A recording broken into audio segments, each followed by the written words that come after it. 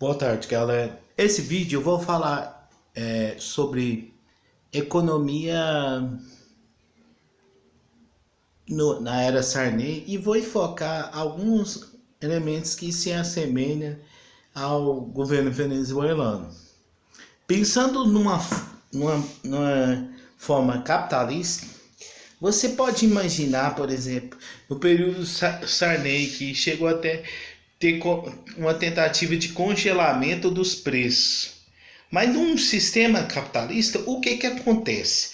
Se os preços forem, se o Estado for determinar o valor de um produto, isso significa que vai desestimular o empresariado a investir nas suas atividades. Por quê? Quem mais sabe o gasto com mão de obra, o gasto com matéria-prima, o gasto com os impostos é o empresariado. E nessa lógica de capitalismo, por exemplo, se o Estado ele interfere no valor do meu produto, eu vou, por exemplo, se eu sou um empresário, se o Estado interfere no valor do meu produto, então eu não vou me sentir estimulado para investir, né? É o que aconteceu no Brasil naquele período que houve uma tentativa de congelamento dos gastos dos produtos, né? Em um regime dito capitalista, congelamento dos gastos desestimula a parte produtiva, que é a parte industrial, a parte das empresas, a parte do agronegócio, de todo o sistema econômico, né? E ocorreu dessa forma no Brasil.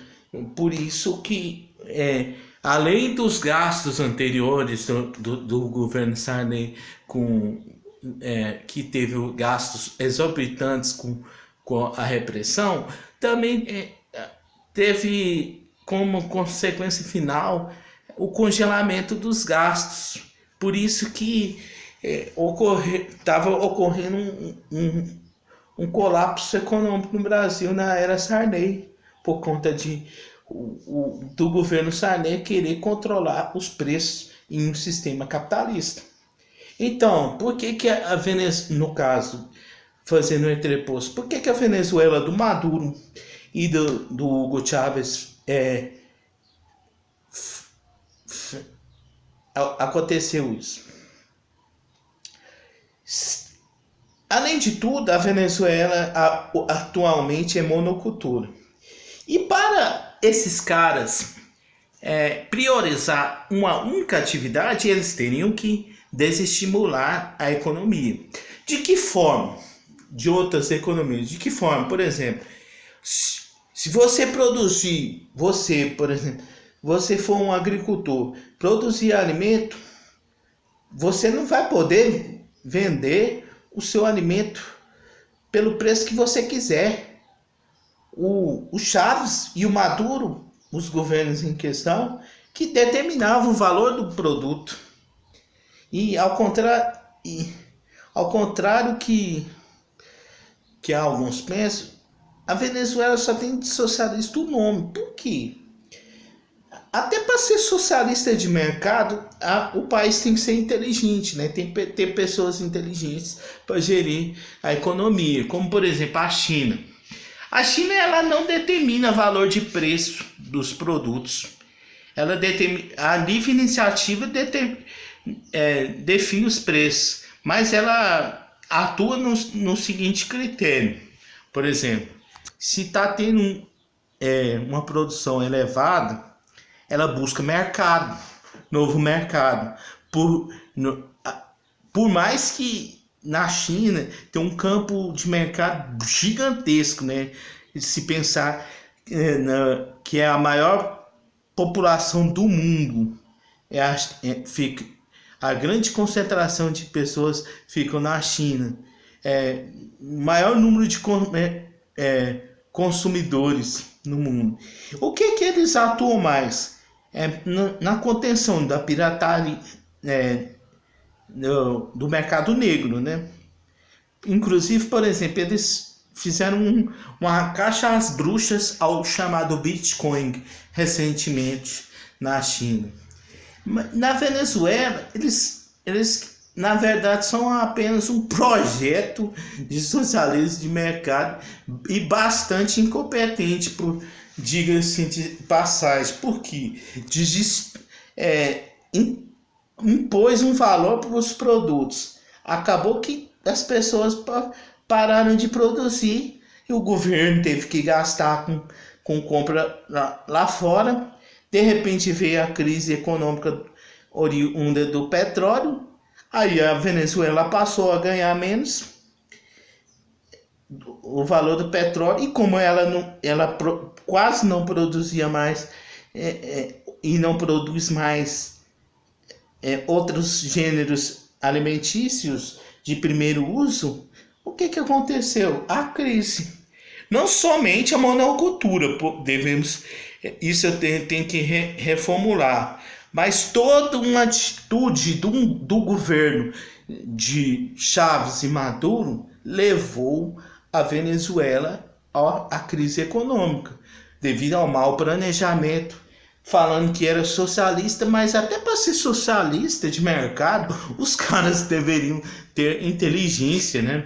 Sem falar que, vamos falar sério, por exemplo, Simão Bolívar era um liberal oligarca, membro da elite crioula da Venezuela, e não era um socialista. A única bandeira que o Chávez pegou para si do Bolívar é a questão da Grande Colômbia, né? Que era o sonho de Bolívar. Mas o Bolívar não tinha nada de socialista. E é isso. A questão da falta de inteligência, da falta de visibilidade, fez com que esses governos controlassem o preço. E dentro do sistema, se você controla o preço da mercadoria, você vai desestimular a produção de outras atividades econômicas, tornando o país vulnerável ao sistema de monocultura. Por isso que eu falei em outros vídeos. E ocorreu no Brasil, no período que o Brasil foi monocultor, havia um desestímulo de outras atividades. Foi um ciclo do ouro, um ciclo do café, açúcar, café, um ciclo da borracha.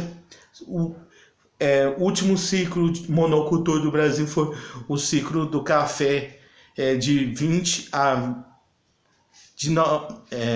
aquela fase final entre o Império e a República, que somente a partir do momento que Getúlio Vargas entra no poder e começa a intervir, como por exemplo, queimando o excedente de café, causando a crise econômica no Brasil, porque produziu-se café demais e o grande consumidor do Brasil não estava tendo como comprar o café. O que o Getúlio Vargas fez?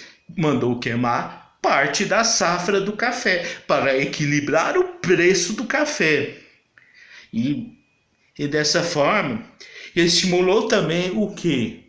Por exemplo, eu sou um produtor de café do período das oligarquias. O Getúlio Vargas entra e fala assim: eu sugiro ao senhor que invista o seu excedente na industrialização para diversificar a economia. Nisso, eu até falo que o Getúlio Vargas foi certo. Porque dessa forma, ainda que o Brasil ainda é dependente de commodities, conseguiu se libertar do processo de monocultura, né? E dessa forma o Sarney estava encaminhando, de certa forma, o Brasil por um processo de monocultura, né? Porque estava intervindo na economia. Se ele tivesse tido mais tempo, o Brasil entraria em colapso. Aí o povo teve a infelicidade de eleger o Collor, o bandido do Collor. Depois ele logo foi deposto, entrou Itamar e deu uma guinada no Brasil a partir de então, né? É isso, galera. Espero que todos tenham gostado. Dê um joinha, compartilhe esse vídeo nas redes sociais para ajudar o crescimento do Ciências Humanas TV. E segunda-feira eu coloco esse vídeo.